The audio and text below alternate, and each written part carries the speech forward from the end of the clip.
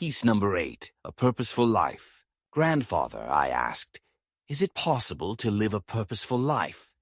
He replied in the affirmative by nodding his head. When you realize that you truly know nothing, you can slowly begin your quest for knowledge. It is easy as an old man to sit back and pontificate about life, work, and freedom. You find yourself very promptly marginalized because the question is succinctly posed. At 65, what can you possibly know about my life at 20 or 25? The truth is straightforward. Nothing. One of the harshest realizations in life is that you are forced to follow Socrates' dictum. I know that I know nothing. Why does it matter, and why should I care? The quick and concise answer is, it doesn't. And you also shouldn't care about your ignorance. We are, of course, referring to life itself.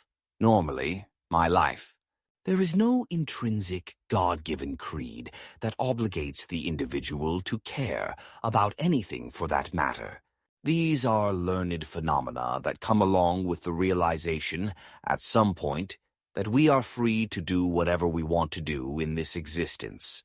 One of the great dilemmas we confront when we face this realization, rather sadly, is that we have already obligated ourselves to certain things, to a certain lifestyle. We have by this time placed the chains and shackles on ourselves.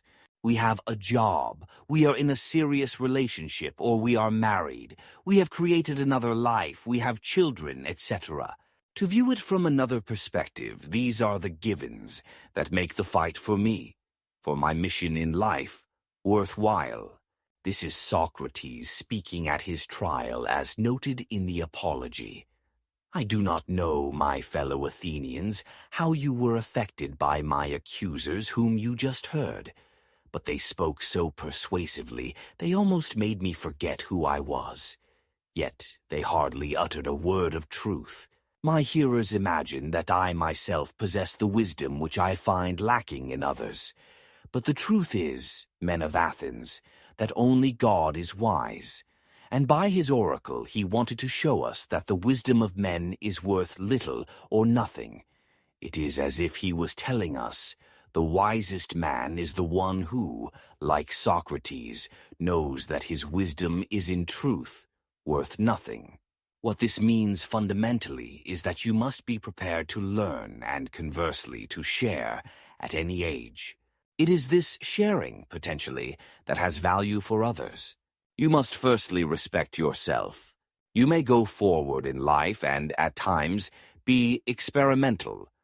You must, however, always come back to your image of yourself, and you must like this image, your personal brand. Secondly, you must be a bit brave and find your calling, what you want to do with your life or in your life. Now we often hear, but I don't know what I want to do. This is quite all right. Ben Franklin, in his Poor Richard's Almanac, intimates that we should make a list of our positive and negative attributes or gifts. Then we must choose one and focus on it. I am good at playing the cello, and I also like to write. If your attempt to be successful by securing a position in a major orchestra does not occur after many years, then perhaps it is time to write your first novel.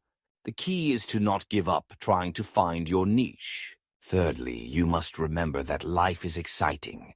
It is not given to you to plod blindly forward, stumbling through a meaningless life, focusing on saving money, thus retiring unto death. This is not your reality.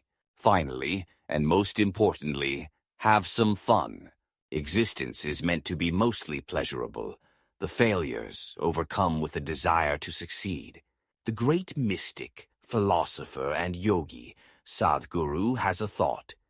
To be on the spiritual path means that you have not made a conclusion about anything you are seeking. To be a seeker means you want to know.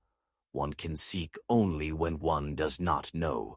If he assumes that the end is God or mukti or this or that, there is no seeking. Unfortunately, most seekers in the world have made their conclusion about what is the end, and then they seek. That means you are seeking something that you have created. If you want to seek what you have created, There is no need to seek. It is very simple. Just create whatever you want. This kind of false spiritual seeking is going on in the world on a massive scale.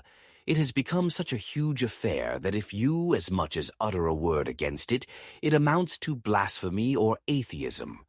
No true seeking can happen if one assumes what is at the other end. Only when one realizes he or she does not know is seeking genuine. It then becomes possible to take the next step and see what is happening with oneself. What the eminent yogi is saying is that you should not predetermine your life plan. Remain open to all possibilities.